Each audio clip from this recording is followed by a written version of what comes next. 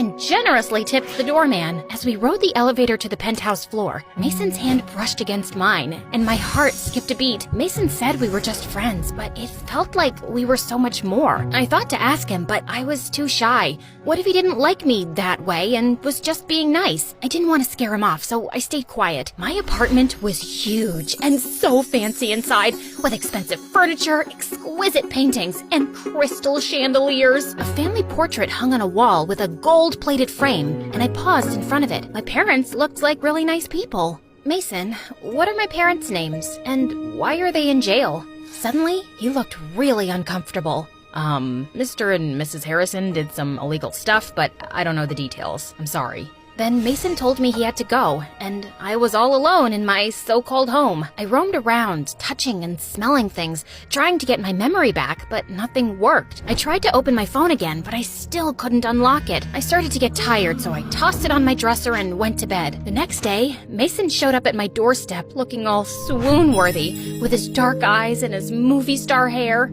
I've got something for you. He showed me a perfectly wrapped gift. I tore off the paper and found a new phone inside.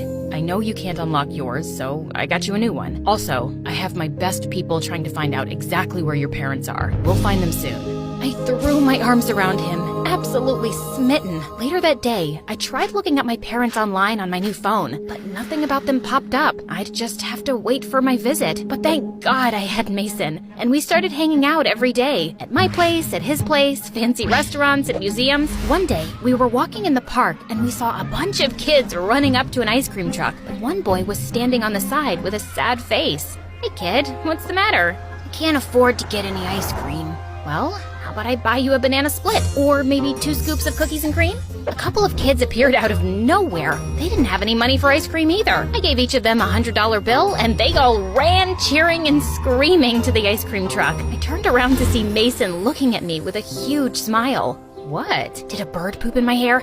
I hate when that happens. No, I just think you're wonderful.